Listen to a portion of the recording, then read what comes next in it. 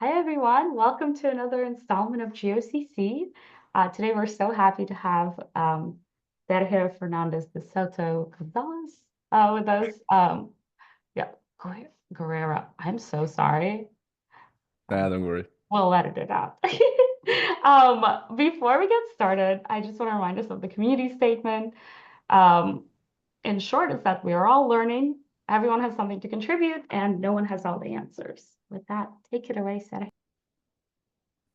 Okay, thank you so much, Anastasia, for the invitation and also for the opportunity to share with you the things that I love about doing math and the things that I'm working on now in my PhD. So, as you can see, the title of the talk is "New Combinatorial Possibilities to Describe Quotient of Positroids." I know that this is on like a tongue twister, but first of all, we will see later how to dissection all this part of the title. This is a joint work with Rafael González de León. He is now in Loyola Institute with Mark Tajib and William Reser. They are in University of Kentucky in Lexington. So let's go into it. So we will do this like in phases, like in Marvel movies. In phase one, we are going to see what are positroids and how to describe quotients in these objects and everything that we need to know what is a positroid. And then in phase two, we are going to see a different point of view to try to encode this information of positroids in a more geometric way. And then in phase three, we will see another point of view, but now in a more algebraic way. Okay. And before of that, I'm so sorry if I sound like an arcane wizard casting a spell. Why I'm saying this? Because I will need to talk about with you a lot of different topics in math, a lot of different objects in math, a lot of different projection, and I don't like this kind of talk when you are doing a lot of technical details. So my idea is like I will give you like the intuition about the maps and the projection and how to see the properties of the objects. So if you have any question, don't hesitate it. Please leave a comment in the chat session, or you can also open your mind and also ask me. I will be really happy because I don't want to do like a monologue. I prefer if we do like a dialogue, if we can. But well, saying this, let's go into it. The first thing that we need to answer is what is a positroid and how to describe quotients. To do so, we need to first of all, we need to talk about matroids. There are different ways to define matroids, but there is one that I really like because it's a little bit easier, at least for me, to understand. So what is a matroid? Basically, you have two information. You have a ground set. In this case, the ground set will be the number from 1 to n. And then you are going to have bases, and the bases are subsets of the ground set. Satisfying two properties. The first property is that the collection of bases is not empty, okay? And the second property is something that is called the action of exchange. What does that mean? So, for example, you have two bases, for example, in this case, B and B prime. Then you can, for example, take one element from B and one element from B prime, and then you can exchange it, and then you obtain another base. Can be the same, can be different, but the idea is do this like exchange, okay? You can think in this like a generalization of linear independence. It's easier to think in like that. So, saying this, we can talk about now this definition about representable matrix. So a matrix representable over a field K. If there is a matrix over that field, that we can do a projection between the K-linear independent columns and the ground set. The definition is a little bit difficult to digest. The idea is this. So basically, we are going to have a matrix, okay? And then we are going to have a projection between the basis of the matrix, and the basis of the matrix will tell us which maximal determinants in the matrix has non-zero determinant. That's the idea, okay? We will see later in an example. But with this, we also will say that M is realizable. Sorry, my English today is a little bit weird. Realizable, it's a method M is realizable if irrepresentable over the real numbers. Okay? So with this, now we can talk about positroids. Well, so what is a positroid? A positroid is a realizable matroid such that can be represented by a non-negative matrix. What does that mean? So that every maximal minor has no zero determinant or non-negative determinant, sorry. So what happened with this? So we have a matrix with this positive condition. So we have a positive matrix. So we have a positroid because an explosion of creativity with this name. I know. But this is easier to understand with an example. So in this case, let's take n equal to 4 and k equal to 2. So the idea is, again, we are going to take all the maximal minors that give us non-zero determinants. In this case, we need to see between all the 4 choose 2 option that we have. So in this case, this P here is the matrix are actually the basis. I didn't put the ground set because the ground set is the numbers from 1 to 4. And I also didn't put the brackets because otherwise it will be too low. So if you see 1 and 2, basically means that is the set that has the 1 and also have the 2, okay?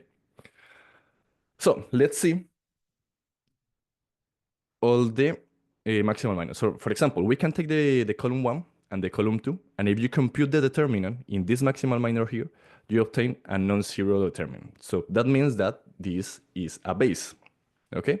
So what happened with 1 and 3? Again, if you compute the determinant using the column 1 and the column 3, you will see that this is a non-zero determinant. So we also have another base. The same happen if we take the 1 and 4, the 2 and 3, but what happens if we take 2 and 4? If you see, if you compute the determinant using the column 2 and the column 4, this is 0. So in that case, we don't put that information in the basis of the matrix. That's the idea, okay?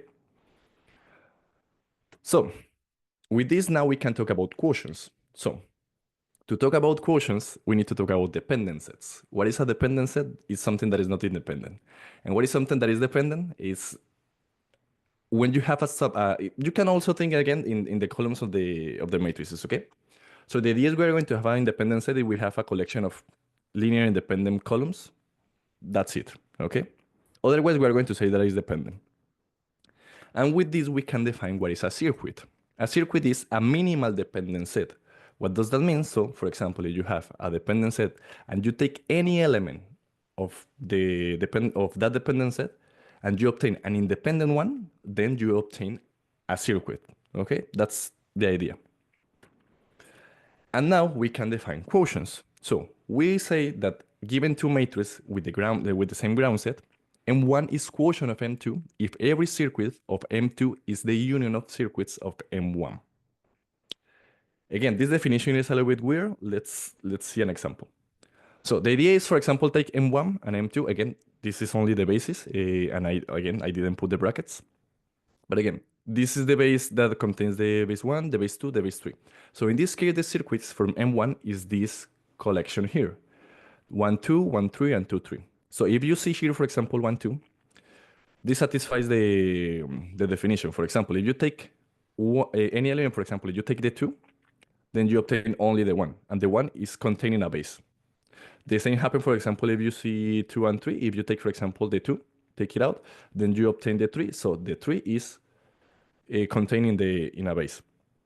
And for example, for M2, we have this circuit here that is 1, 2, 3. And the same happens here. So if you take, I don't know, for example, the 3, you remain with the 1 and the 2. And if you see the 1 and the 2 is containing this base, because it's the base, okay?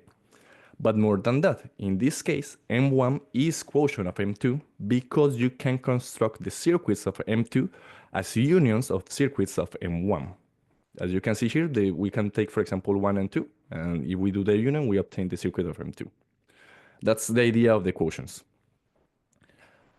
So, the important about this is because in 2008, Suho Ho asked the following question. Is there any combinatorial criterion to determine if one positroid is quotient of another? And now the question is why? Why he asked this, and what does he have to do with combinatories? Well, it's due to this article here, Total Positivity, Grassmannian and Network by Alexander Postnikov in 2006. So, as you saw, matrices has a really, positroids are a sub-collection of matrices because it has this positivity condition. So matrices are also really useful for a lot of different topics in mathematics, has really rich theory and other things. And when this paper was released, Postnikov showed that these positroids has really nice combinatorial properties. So it's natural to ask, okay, if you have this this theory of matrices, can we describe this only for positors using his combinatorial properties? Well, yes and no, because we will see that this is still an open question. But first of all, let's see what happened with the combinatorics. No, so let's talk about the combinatorial concept where the positors were born.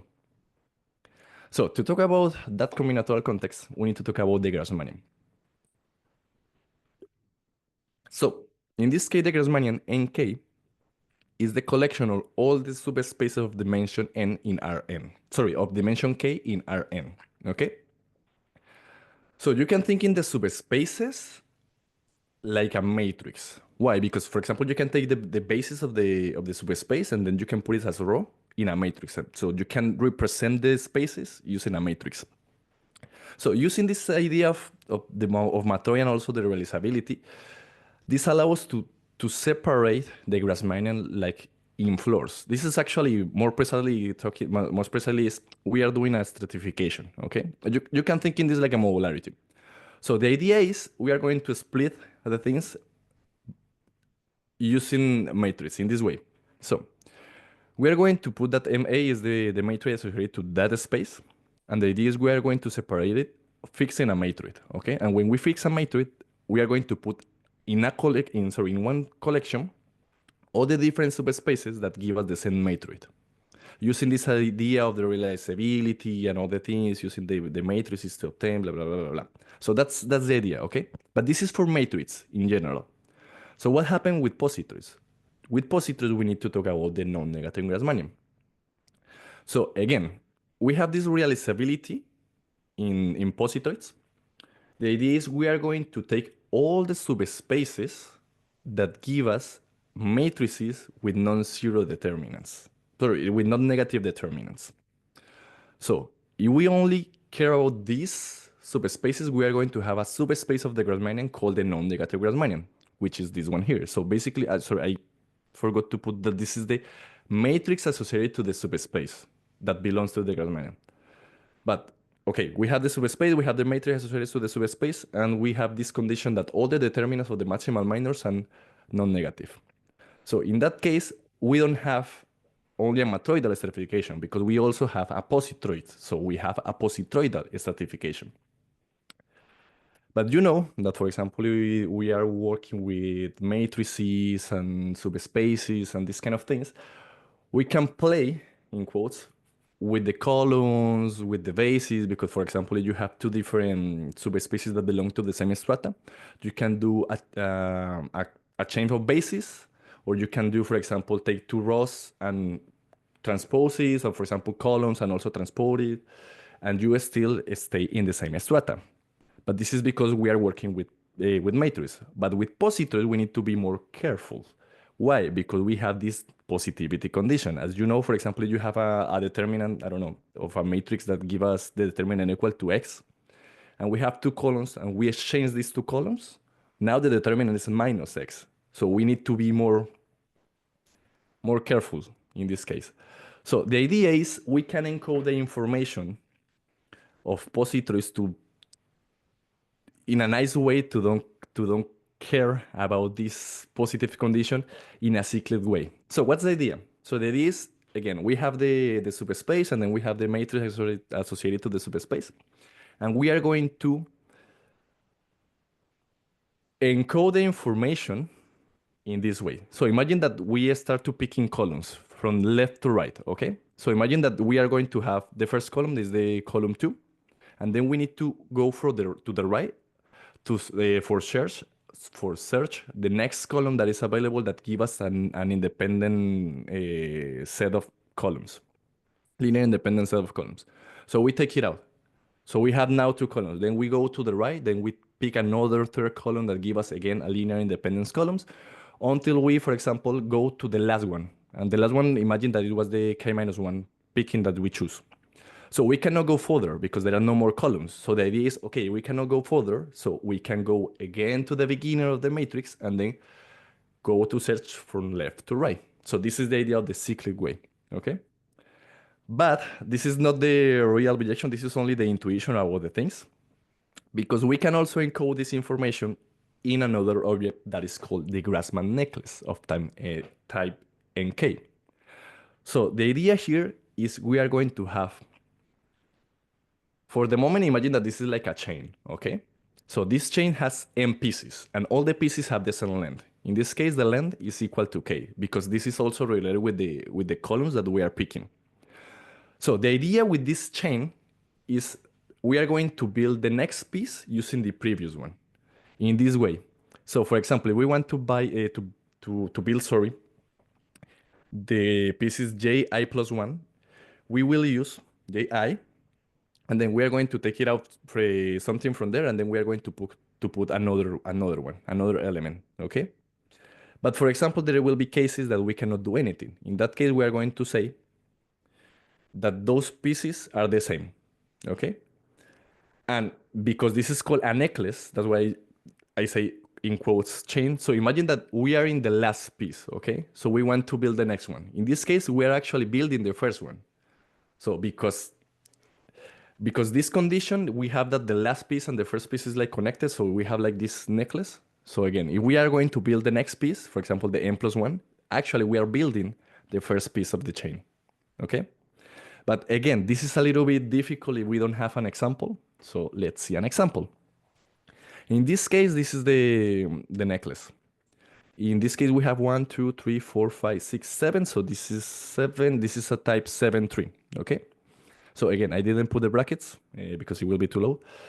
But the idea goes like this. So this one here is the J1. So we are going to take it out the number 1 because belong to the J1. And then we are going to put another number. In this case, we put the 4. Okay. Then we obtain it 2, 4, 7. Now, from going to J2 to J3, we take it out the 2 because we can, because the 2 belongs to J2, and then we put again the 1.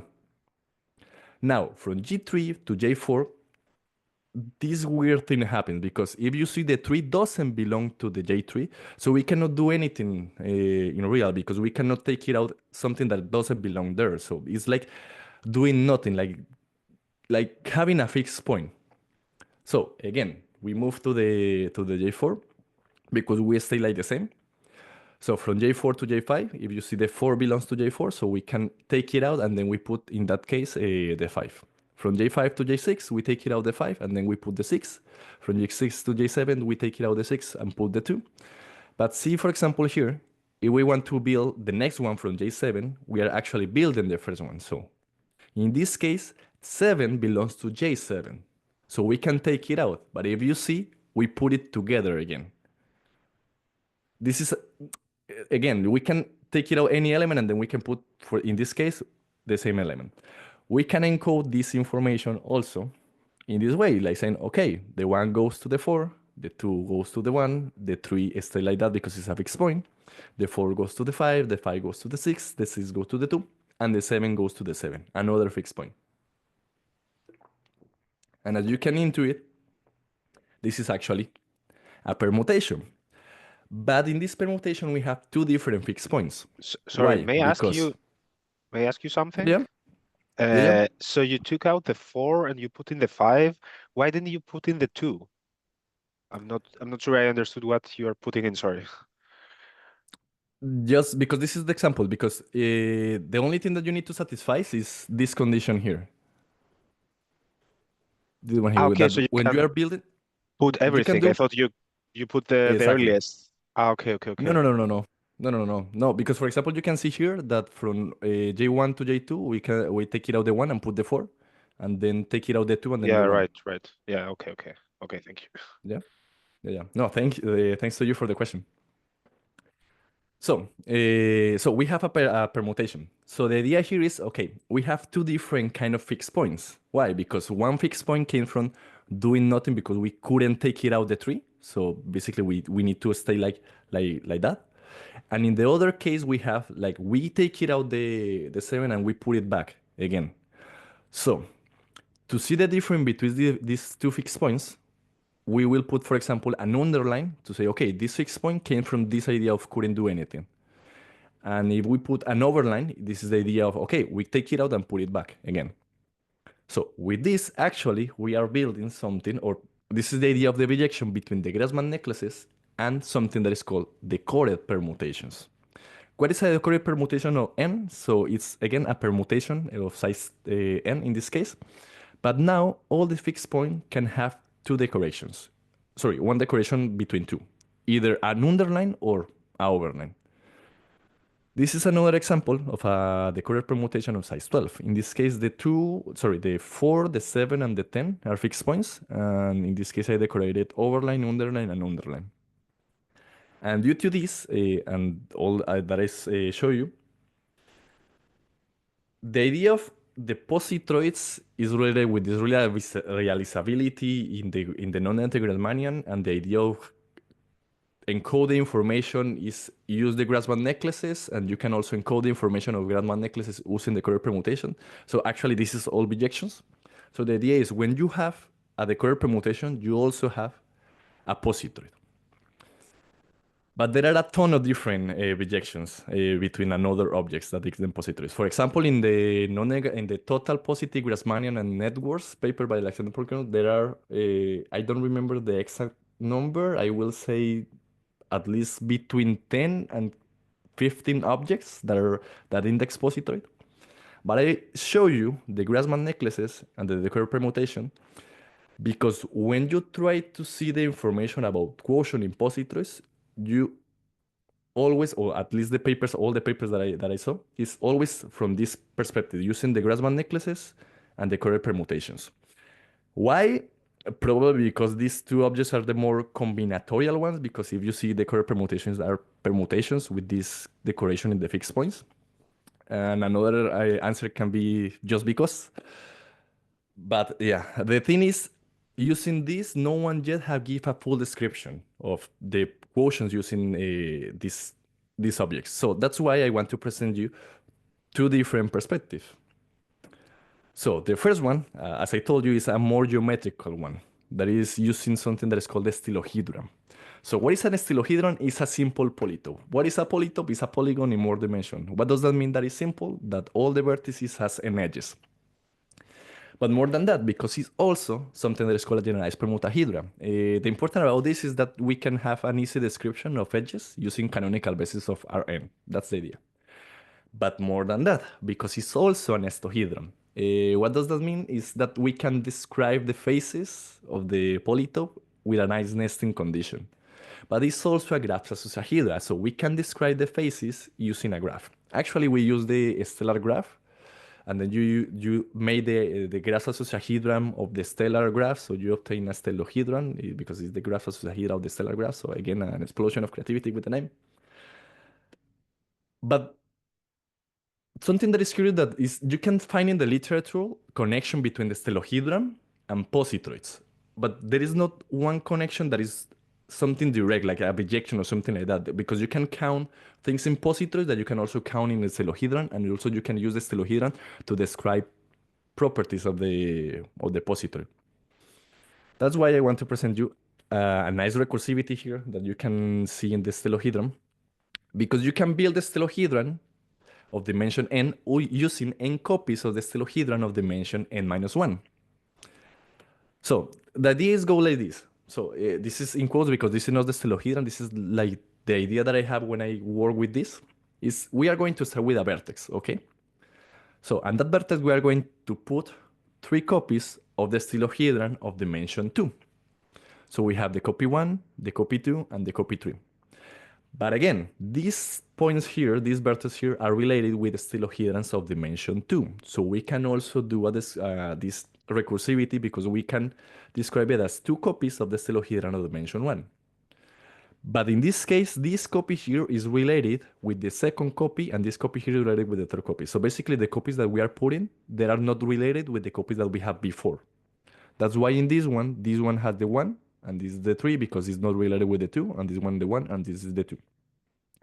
But again, in this level, we have copies of the stellohedron of dimension 1. So in that case, we can also see this recursivity of seen as 1 copy of the stellohedron of dimension 0. So in that case, again, we have 1 copy of the stellohedron of dimension 0. But now, again, these copies here are related, is not related, sorry, with the copy that we have before. So in this case, that's why we put the 3, because it's not related with the 2 and not related with the 1, and so on. And as you can see here, we have something that is really nice because we have all the permutations. We have the 1, 2, 3, 1, 3, 2, 2, 3, 1, 3, 2, 3, 1, 3, 1, 2, and so on. But more than that, so imagine that if you have the number from 1 to 3, imagine that you are going to choose 2, and you want to do the permutation with these two numbers. So we also have that information because if you, for example, you pick the 1 and the 2, you have 1 and 2 and 2 and 1. But for example, if you pick between these two numbers, 3 numbers, sorry, the 1 and the 3, and do all the permutation that you can, is 1 and 3 and also 3, 1. But imagine that you only pick one number. So how you want to see all the permutation that you can do only picking one number. So in that case, you have, well, it will be only the number because it's only one number. So you have the 1 if you pick the 1, you have the 2 if you pick the 2, and you have the 3 if you pick the 3. But what happens if you pick nothing? So if you pick nothing, is having nothing. That's why we have nothing in the first vectors. So with this, we can see a nice recursivity that allows us to give a bijection between the vertices of the stylohedron and partial permutation. So partial permutation as the thing that I defined before. So it's like having a number from 1 to n, and then we're going to pick a subset, and then we're going to do all the permutation that we can with that subset. So the curious thing is that the partial permutation is known that the partial permutation are in bijection with the vertices of the stylohedron. But in a different way, because you need to use something that is called B-trees, and then you need to do something that is called tubings in the vertices, and a lot of different things. This gives us a more direct one. So with this, we have nice results, because we have an explicit bijection between vertices of the stylohedron and partial permutations. But more than that, because there is another explicit bijection between the correct permutation and the vertices of the stylohedron. And why do I put magic and duality of Positroid? Is because I described this. Meanwhile, I was also describing a magic trick because so the idea here is the Positroids and the vertices of the stylohedron are the same. But the thing is, Positroids also have really nice properties and symmetries that you can also represent in this stylohedron recursivity. So this allows us to obtain this nice bijection or more direct bijection between the positroids, sorry, the correct permutation that are positroids actually, and the vertices of the stylohedron. But more than that, because at the beginning I told you that we have more than one different point of view. So the idea is now we are going to see a point of view from an algebraic way. Okay? So the idea is we are going to use something that is called the stereo algebra. What is the stereo algebra? You can think in this as the algebra associated to antisymmetric polynomials. But now to those polynomials, we can put colors in the letters. That's the idea. So you can have the antisymmetry, the normal antisymmetry. For example, you have the monomial x and y, and those variables have the same color. Then you can exchange it, and then you have y and x, but you need to put a minus. So in that case, you have this monochromatic antisymmetry that you can see here. But you can also exchange color between the variables. If you exchange the color, well, this is a little bit more difficult to imagine, but this is the condition that you need to satisfy in the relation when you're doing this quotient. But we only care about the bicolor external algebra. So instead of having n numbers, we are going to have only 2. Okay, the color 1 and the color 2. And again, we have the monochromatic antisymmetry. That means that if you exchange two variables, then you need to put a minus. And if you exchange one color to another, you have the color antisymmetry. So the idea with this external algebra is we can also encode the information of all the antisymmetric polynomials, we care about, the monomials that have n different variables. So imagine that we have n different variables, so we can also encode the information of how to encode the basis of the space using something that is called bicolor permutations. So what is a bicolor permutation on n? It's a permutation of size n that has that all the letters can have two colors, or red or blue. In this case, the red is color 2 and the blue is color 1. But due to these antisymmetric conditions, we have a special condition when we are coloring, okay? So we have this condition. Any ascent, so that means that, for example, a number is followed by a bigger one. must to be a red-blue coloring, okay? So, example of this, we have this bicolor permutation of size 12. We have the following, for example, 4 to 8. I don't know if there are colorblind people in the audience, but if you are colorblind, the 2 and the 1, this is not the exponentiation, this is only the color, just to differentiate between the red and blue. So, again, from 4 to 8, we have an ascent. So in that case, we must to color red and blue. Then we have the 7, the 6, the 5, the 3, and the 1. Sorry, until the 3. So we have descents. In that case, we can color as we want. I color it red, blue, blue, blue, just because, okay? But again, between 1 and 12, we have another ascent. So in that case, we have another condition that says that we must to color red and blue. Then we have 11, 10, 9, and 2. And again, this is our descent, so we can color as we want. In that case, I color red, red, blue, red, just because. So the thing about this is that in my master thesis with Rafa, we describe a nice bijection between the positroids and the bicolor permutations. But we keep continuing working with this. So we also have another bijection that is going from partial permutation to bicolor permutation. And the good thing about this is this bijection here give us different images from the bijection here. So we have two different bijections that encodes the information of positoids using bicolor permutations. But more than that, because we also try to generalize this idea of positoids and all the things with Martin and with William. And there is another way to see, for example, let's see that you have something more general than the stylohedron. But in that case, you need to use more than two colors. That's why I present you the color exterior algebra, because you can also generalize the idea of bicolor permutation to color permutations. Instead of having two colors, can have any colors that you want. But if you restring this information of this other thing that is more general than the stylohedron and the multicolor permutations, to only having two colors, you obtain another connection between the stylohedron and bicolor permutations. But this connection gives us a different bijection from this one here and also a different bijection from this one here. So we have three different bijections that give us a connection between the positoids and bicolor permutations. So what we have here, so we have this map here. So the idea is we can work with positoids, but if you don't like to work with positoids, we can also work with the geometry and all the things in the stylohedron. But you can also work with algebra if you want in the bicolor stereo algebra.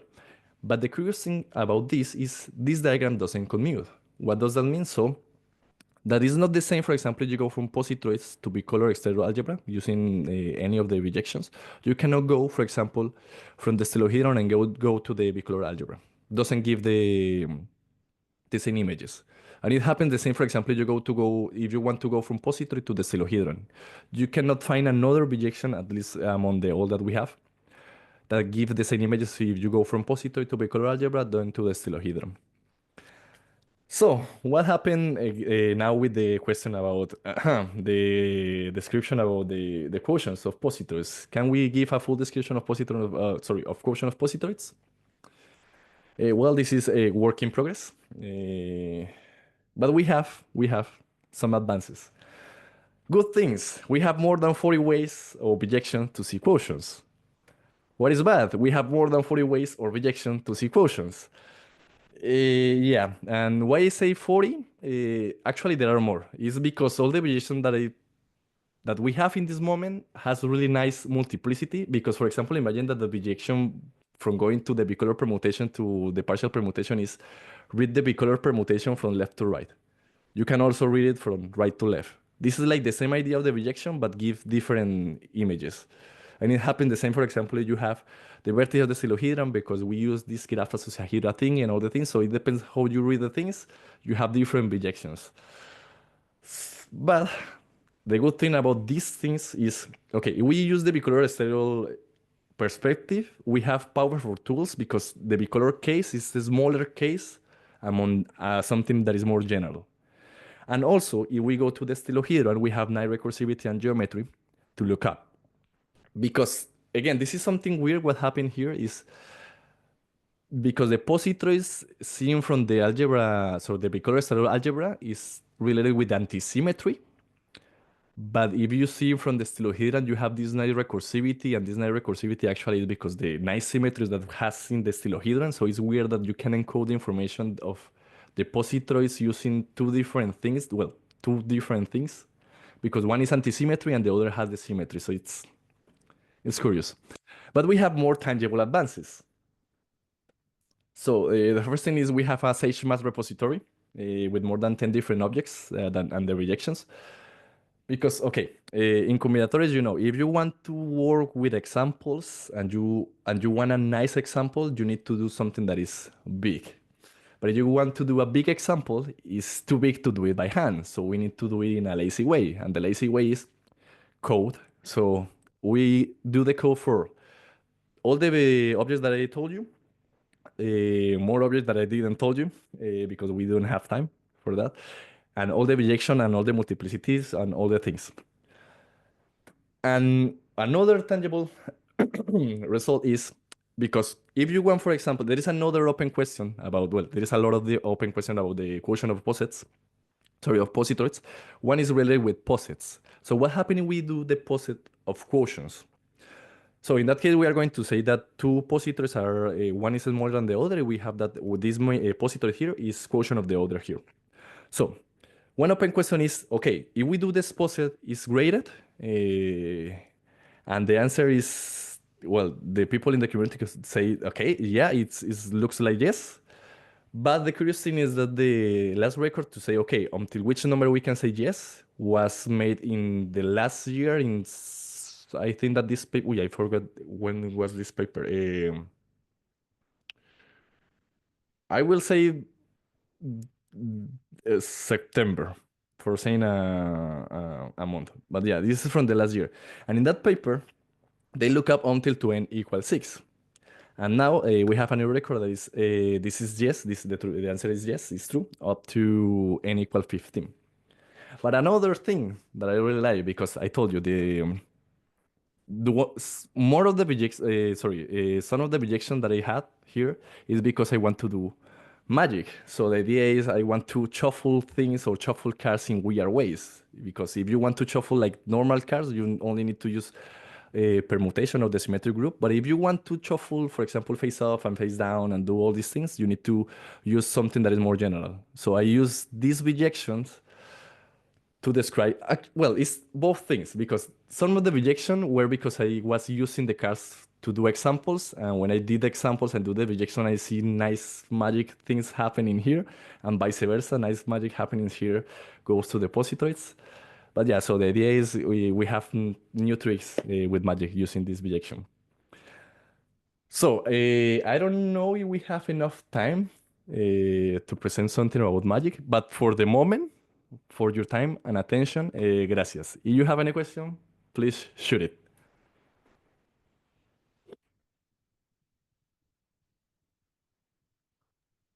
Thanks so much, Sergio. Well, we can start off questions. Whoever has one can go ahead.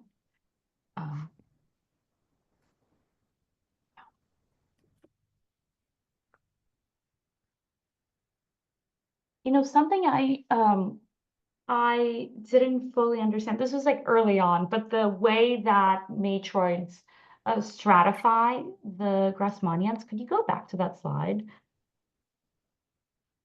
Sorry, it was pretty early on. Pa-pa-da-pa-dam.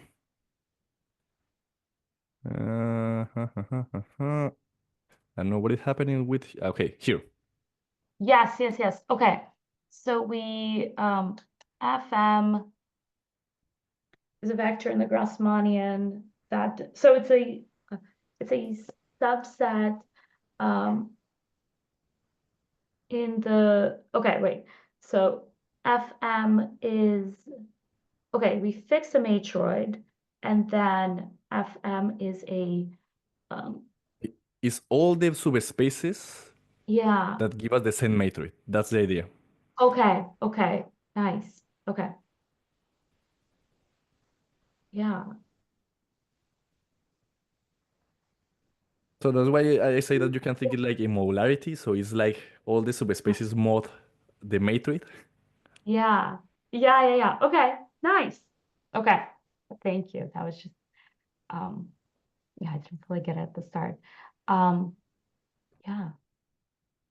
Someone else can jump in with a question if they want, but otherwise I'd love to see if you want to talk. I'd love to hear more about this um work that you have up to N15. If you want to say more on that, that sounds awesome. Okay, so the thing is, let me see. This is almost the last one. So the thing is, because the people always try to use the Grassmann necklaces and also the curve permutations. The idea with this is when you are use this to describe positroids, you need to use the circuits, and to do this and to see the circuits, you need to use something that is called flag matrix and all of different things that computationally thinking, sorry, in time computational, in computer time is a little bit too much to see when one positor is quotient of another. So we need to spend a lot of different calculation, and do a lot of different things only to say, okay, this is a quotient of another, and then build the poset. So in some of the objects, it's easier to see the information about the circuits in the sense that we are only using this notion of having one circuit, sorry, or having the sorry, my English today is a little blah, blah, blah. So the idea is again, two matrix, it's quotient of another. We can describe the circuits of the other one using the circuits of the first one. So we use this to describe this poset, and using this is really much faster to do it. For example, actually I think that probably this is just for bigger numbers, because I only put my computer to for 2 hours up to n equal 15. Probably if I put it like all day, probably we'll obtain something that is just between, I will say a number, probably n equal 25 or something like that. But yeah, the idea is that because the people are only using the bicolor permutations and the Grassmann necklaces to describe the quotient, so there is like few things that you can say about the things in this perspective. So yeah. Yeah. Okay. Yeah. So Is your code, this SageMath code, somewhere to be found online, maybe?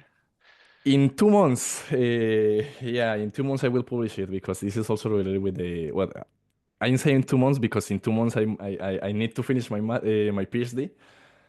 So yeah, one of the projects in this is to have this for the people, because again, if you want to work with positors, there are nothing that you can find in internet. It's like you need to do it by yourself from zero. It's yeah.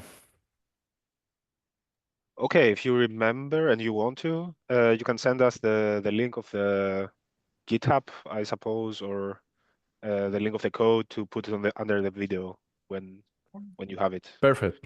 Perfect.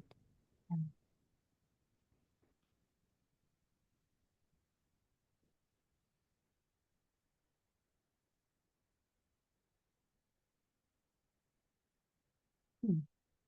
Can you say more about the making of this poset and how it helps us, if you want, but In uh, which sense? I guess, yeah, I guess I want to understand how it, like what makes it, right, we don't have to go from one definition to another to the next, and that's what makes it more efficient. But I think yeah, I don't know. I don't know. How to see the poset? Yeah, I Or guess so. why the people say that it's graded? Maybe how to see the poset. Yeah. So well, let me go back to the Yeah. first Yeah. slide. Yes. Because the poset is the correlation is when you have like, this is uh, aquí. So the idea of the poset is we are going to have different ground sets. So there is something in the matrix that is called the rank, and the rank is the size of the bases, because to the definition of the action of exchange, all the bases have the same length. So in this case, if you see all the bases have all the bases here has length 2, and it has length 1. So the idea is that you can see when you do the example that the poset is graded, in the sense that in this case, this has a rank 2, is a matrix of rank 2, and this one is a matrix of rank 1. So the idea is that the grading is because of the rank. So the first one is like the matrix that has nothing, because the only base is the MP set. But then you have all the matrices, or all the posets, sorry, all the positroids that only have rank 1. And above them, you have all the positors that have rank 2 and rank 3, 4, up to rank n. Because again, you have the ground set equal to numbers to 1 to n, so you start to build the poset in that way. And the poset is, okay, if you have that, for example, this one M2 is a quotient of M1 is quotient of M2. That's the correlation of the poset. So you have all the positroids, and then you start to do the order in set using the quotientness. That's the idea. And when you do this, then you have like labels, because this is, when you see the example, you can see that the labels are always by rank. So in the first level, you have the rank 0, then you have the rank 1, rank 2, rank 3, and so on. That's the idea. Okay, great. Thank you so much. That's very clear.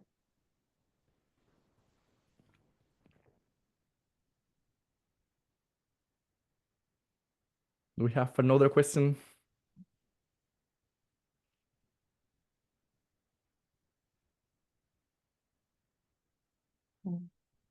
Maybe with that, let's thank, well, unless you want to do some magic in the recording. If you want, we have 10 minutes. Hey, that sounds great to me. I'm all for it. Okay, perfect. Okay. Before that, let's thank Sergio again for a great talk. But now, it's time for some magic. Let me, how can I start sharing the screen? Should say it. I can stop it on my end, but you shouldn't be able to see. Yeah, please. Oh yeah. Because I don't know, this kind of things is so difficult to me. Yeah. So let me see if I can put more light there. And the video. Let's see, because I also was prepared for this. Haha. So I don't know if you can pin my camera. So in that case, everyone can see my camera. Got it. Yes. Is this pinned for everyone? No. Okay. Let me, I think I can spotlight. That's spotlight for Yeah, everyone. perfect. So let's see something quick. So the idea is, here I have the A's, the 2, the 3, the 4, the 5, the 6, the 7, the 8, the 9, and the 10. Okay? So if I start dealing cards, we have the first, we have the A's, the 1. Then we have the 2. But what will happen if we switch these two cards? If we switch these two cards, it doesn't come 3 and 4. It comes 4 and 3. Then we have the 5. But if we switch these two cards here, then it doesn't come 6 and 7. It comes 7 and 6. Then we have the 8, the 9, and the 10. So let me put this again in order, because I want to try an experiment, an intuition test. So I don't know if someone here can open the mic, someone that has really good intuition.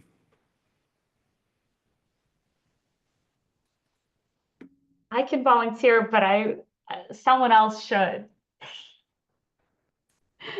But it can be me. If no, with you, Anastasia, it will be perfect. Okay, Anastasia. Yes. So what happened? You saw that if I do one of these switch, I mess in the order. Yes. So let's try to do an intuition test. I will do one of these switch, but not on camera. Ooh, so you cannot see what I'm doing it, but your intuition does. So the idea is I will start to dealing cards one by one slowly, because I know that there is a little delay. And when you feel it, you say me switch, and then I will take the two cards, and then I will switch it and put it together. Maybe you can say me switch in the same spot that I did. Okay? Okay. Okay. So wait, just to make sure, I will say switch when I think you should, When you feel. when I feel, and you have already done one switch, and I'm Yeah. asking you to reverse that switch. Yeah, and maybe you can say me switch in the same spot that I did. Okay. Okay. Great. The only, who knows? Only your intuition knows. Yes. Yes. Okay? Okay. Switch here. Switch. Okay. Mhm. I will take. Are you sure? No, let's do it one later. Here. So Yes. I Yes. will take the two cards and I switch Yes. and put it together. And all the cards on top. Okay. Well, Anastasia, it doesn't Yeah. matter if I try to mess the order because your intuition give us the ace, the 2, the 3, the 4, the 5, the 6, the 7, the 8, the 9, and the 10. Perfect. But wait. Because we can do it, for example, twice. Now I will do two switches. And Okay. again, I will do it not on camera Yes.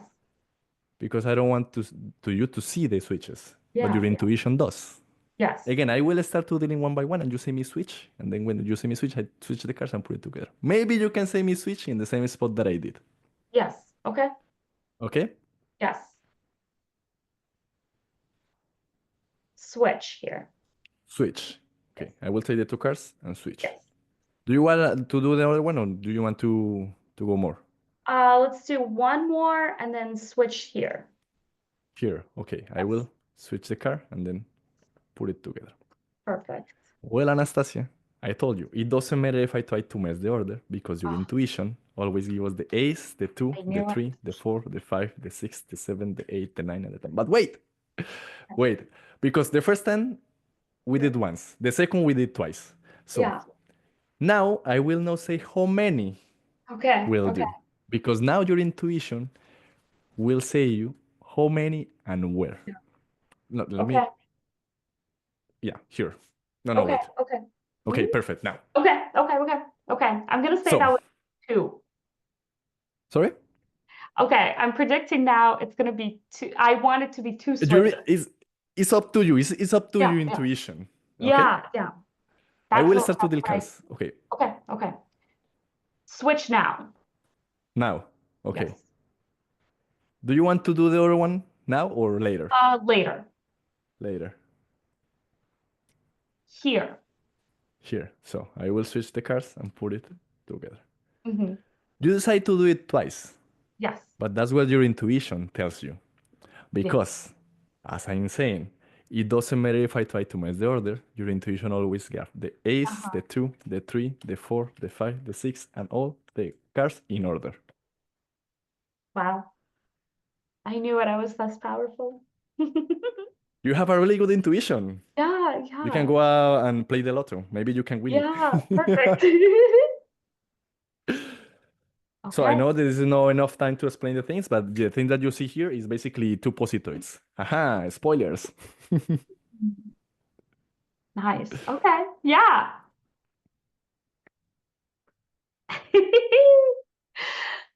Amazing. Here, I'll remove the spotlight. So I hope that you really enjoy the talk and also the magic. So again, thank you so much for the invitation, also for the opportunity from being here. Yeah, thank you so much. This is awesome. That was terrific, Sergio. Terrific stuff. Yeah. Thank you. Yeah, and you have some comments in the chat as well. Just thanking you. Yeah, with that, let's thank again. It was awesome. And I'll stop the recording.